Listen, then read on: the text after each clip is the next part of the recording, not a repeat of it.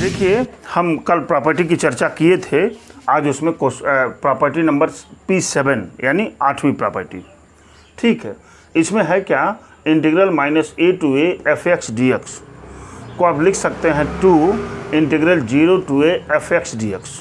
ठीक है, ये कब हो सकता है, जब f is an even function.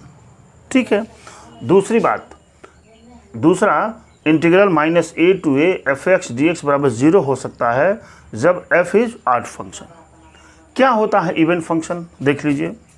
Even function का मतलब है अगर f -x बराबर f(x) के हो जाए, f -x इक्वल टू क्या हो जाए, f(x) हो जाए। बात समझ पा रहे हैं, तब ये क्या कहलाता है, इवन फंक्शन।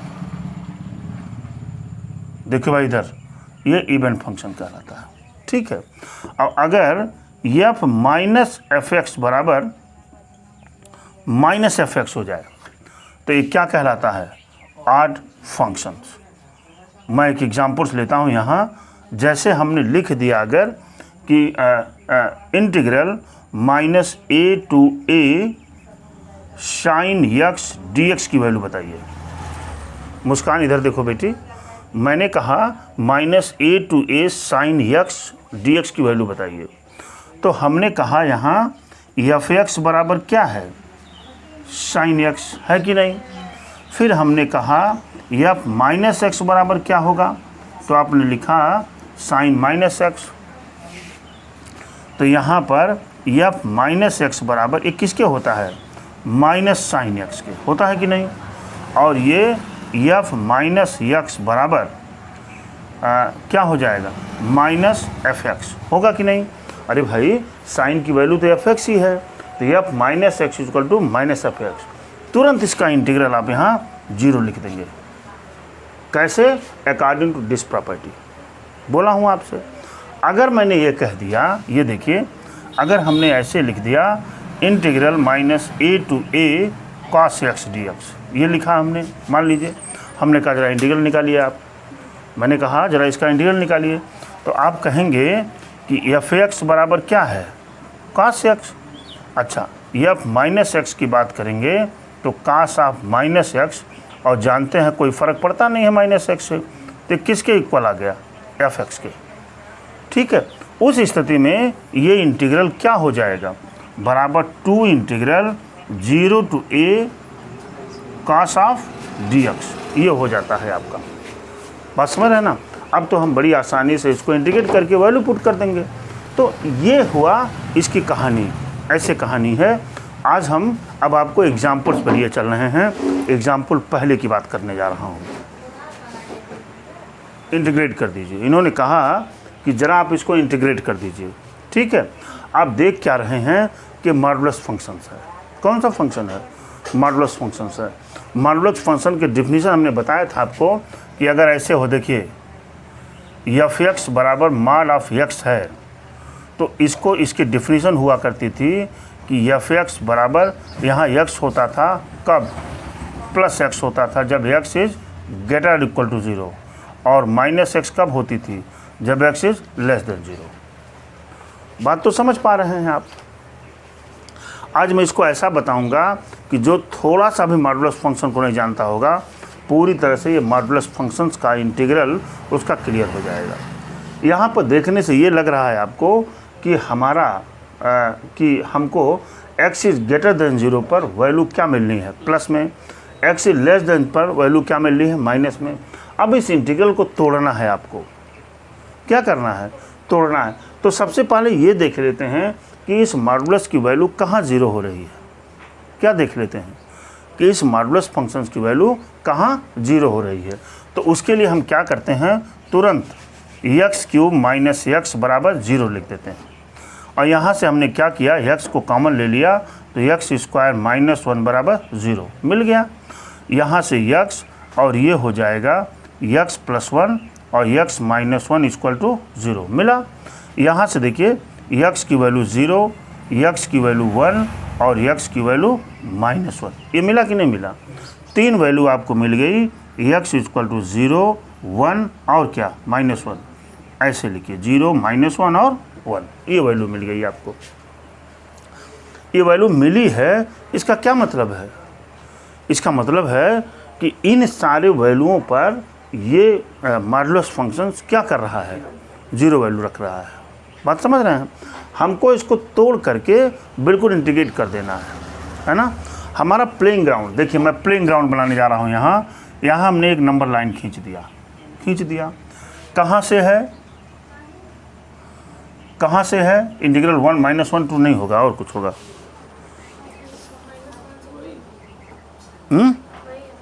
अच्छा, हमने देखिए यहाँ पे लगा दिया -1 और यहाँ क्या लिख दिया 2।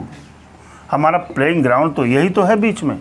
हमको जो भी करना है सारी वर्किंग इन्हीं के बीच में करनी है। आपको बोलिए, करनी है। बीच में ये वैल्यू डाल दीजिए। ये वैल्यू एक जगह आ जाएगा 0 और एक जगह क्या आ जाएगा 1। मिल गया आपको।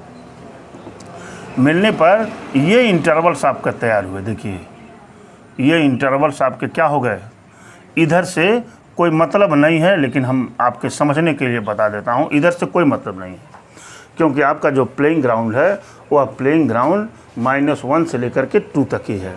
जो यहाँ लिमिट्स की, जो यहाँ मॉडुलस फंक्शंस के ये लिमिट्स को पहले से लगा रखे हैं। ठीक है, अब हम क्या करते हैं कि ये f(x) की वैल्यू यहाँ पर हम नोट कर लेते हैं। f(x) की वैल्यू अभी मिली है x × x + 1 और क्या x - 1। भाई यही तो मिला है f(x) की वैल्यू। क्यों? अब हम इन दोनों के बीच की वैल्यू को रखते हैं। इन दोनों के बीच की वैल्यू को मैंने एक चुना क्या यहाँ -0.5। क्या लिखा? इनके दोनों के बीच की वैल्यू -0.5 लिखा। तो जब लिखेंगे यहाँ पर तो ये वैल्यू तो माइनस हो जाएगी। क्यों? इनटू ये वैल्यू क्या हो जाएगी, प्लस हो जाएगी, और ये वैल्यू क्या हो जाएगी, माइनस हो जाएगी दुर्गा, इनटू माइनस हो जाएगी। तो ये माइनस माइनस प्लस कर देगा, यानी वैल्यू क्या मिलेगी, प्लस में। यहाँ क्या वैल्यू मिल रही है, प्लस में।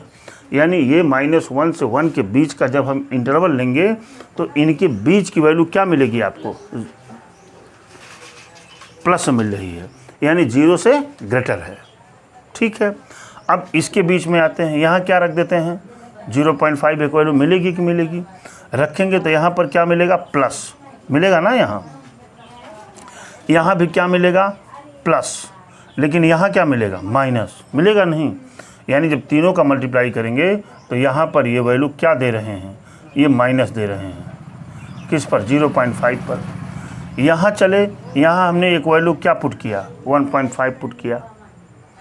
यहाँ पर हमने क्या पुट किया, 1.5 किया, पुट किया। 1.5 पुट करने से इसकी जगह पर क्या मिल जाएगा, प्लस मिलेगा। अच्छा, यहाँ पर क्या मिलेगा, यहाँ पर भी प्लस मिलेगा, और यहाँ पर चूँकि 1 से ग्रेटर है तो यहाँ भी प्लस मिलेगा। यानी ये वैल्यू क्या आ गई, प्लस में आ गई। अभी इस मॉडुलस फंक्शंस को मैं समझा रहा हूँ आपको। अभी थोड़ी देर बाद आप डायरेक्ट करना शुरू करेंगे। जब इस टाइप के 2-3 क्वेश्चंस आप लगा लेंगे तो बिल्कुल क्या करेंगे, आप डायरेक्ट करना शुरू कर देंगे आप। तो आप समझ रहे हैं, यहाँ पर प्लस, यहाँ पे माइनस, यहाँ पर प्लस मिल गया। अब इस इंटीग्रल को मैं तोड़ने जा रहा हूँ। देखिए इंटीग्रल क्या है, -1 से 2 modulus of x³ - x dx बराबर। ठीक है, पहले में क्या है बेटा, प्लस है। कहाँ से कहाँ तक, -1 से 0 तक। प्लस है तो ये वैल्यू क्या आ जाएगी, प्लस आ जाएगी। वैसे भी यहाँ पर अगर थोड़ा सा मैं ये देखिए, अगर मैं ये आपको लिखा हुआ है f(x) = modulus of x³ - x, ये लिखा हुआ है। तो अकॉर्डिंग टू डेफिनेशन, जो मॉडुलस फंक्शन की डेफिनेशन होती है उसके हिसाब से आप यहाँ लिख सकते हैं f(x) बराबर, ये प्लस में x³ - x। ये प्लस कब होगा, जब x इज़ ग्रेटर देन 0 होगा कि नहीं। और उसी हिसाब से ये माइनस कब हो जाएगा, जब x is less or equal to 0। यही वैल्यू मिल रही है आपको। तो आप जब यहाँ पर आएंगे तो यहाँ पर देख पा रहे हैं -1 to 0 के बीच में वैल्यू क्या है, प्लस है। तो कौन सा मान आएगा, प्लस वाली मान आएगी। तो यहाँ पे लिख देंगे क्या, x³ - x dx होगा कि नहीं। प्लस यहाँ पे जब आप चले कहाँ पर, इस वाले इंटरवल में चले तो यहाँ क्या लिखना पड़ेगा, 0 to 1 लिखना पड़ेगा ना। 0 to 1 में ये वैल्यू क्या देगी, माइनस देगी, -x³ -x इंटू क्या, dx। दुर्गा जी हमारी बात समझ पा रहे हैं ना।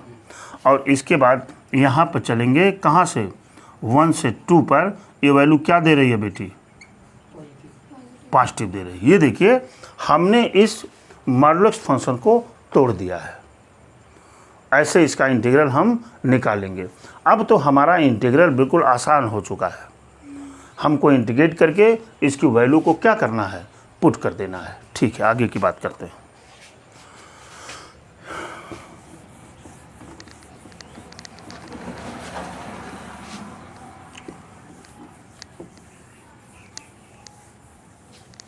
ठीक, अब देखिए हम इस वैल्यू को यहाँ पे ले लेते हैं इक्वल टू।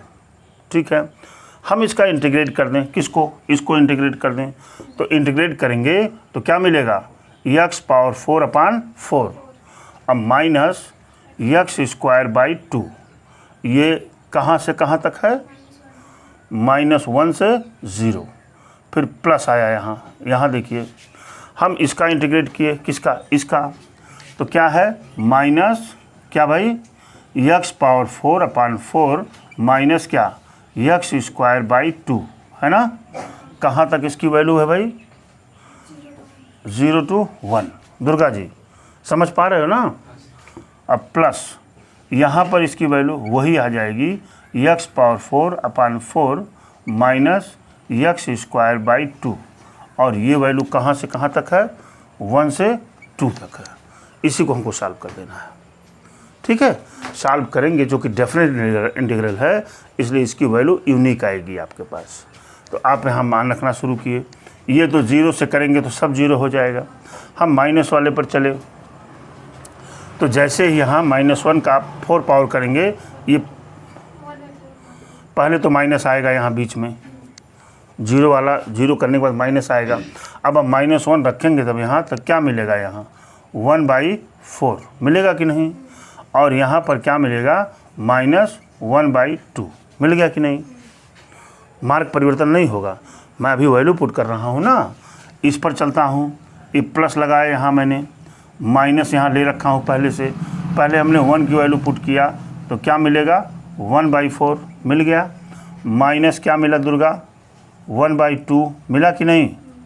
अब प्लस हम पहले 2 वाली वैल्यू पुट किए तो 2 वाली वैल्यू पुट करेंगे, 2 पर पावर 4, 2 दूना 4, 2 8 दूना 16, 16/4 मिला कि नहीं। माइनस यहाँ पर 2 वैल्यू पुट करेंगे तो क्या आएगा, 4/2। ये ब्रैकेट बंद कर लीजिए यहाँ से, माइनस लगा यहाँ।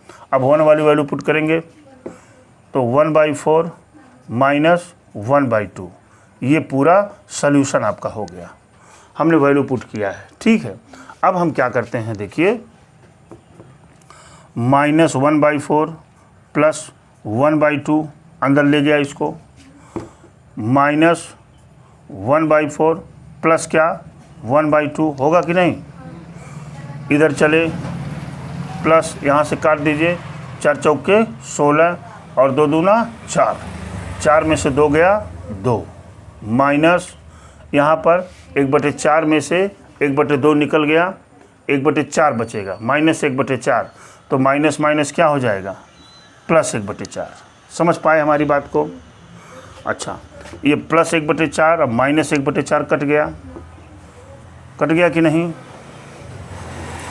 अच्छा, अब इन सबको जोड़ दीजिए, 1/2 1/2 कितना हो गया, 1 और 2 1 3, 3 माइनस 1/4 यानी 4 3 12, 11/4।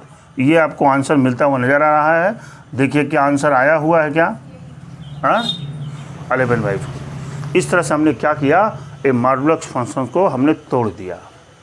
मॉडुलस फंक्शन के कोई भी क्वेश्चन आएंगे ऐसे ही हम लगाएंगे। सबसे पहले ये देखेंगे कि वो कहाँ 0 हो रहा है, फिर जितने इंटरवल्स तैयार होंगे उस इंटरवल्स में पॉजिटिव और नेगेटिव वैल्यू को चेक करके उसको तोड़ देंगे मॉडुलस फंक्शंस को। इतनी वर्किंग आपको करनी है इसमें। बात तो समझ पाए होंगे आप। चलिए क्वेश्चन नंबर एग्जाम्पल 31 पे चलते हैं। तो अभी हमने एक प्रॉपर्टी का नाम यहाँ लिया था। देखिए 31 minus π/4 to π/4 sine square x into d x. हमने अभी एक प्रॉपर्टी का नाम क्या लिया था, देखिए लिख दे रहा हूँ, minus A to A F X D X, ये बराबर क्या हो जाता है according to property, two integral 0 to A F X D X. कब कब? जब F X is even function. बोला था नहीं बोला था? इवन फंक्शन का मतलब क्या होता था, अगर F minus X equal to क्या आ जाता है एफ एक्स के, तो क्या हो जाता था इवन फंक्शन। ठीक है, और ऑड फंक्शन जब होता था तो इसका इंटीग्रल सीधे सीधे क्या हो जाता था 0। तो अब मैं यहाँ चेक करता हूँ कि क्या ये इवन फंक्शन है कि ऑड फंक्शन है। ठीक है, तो हमने यहाँ पर लिखा क्या, देखिए F X equal to sine square X हो गया।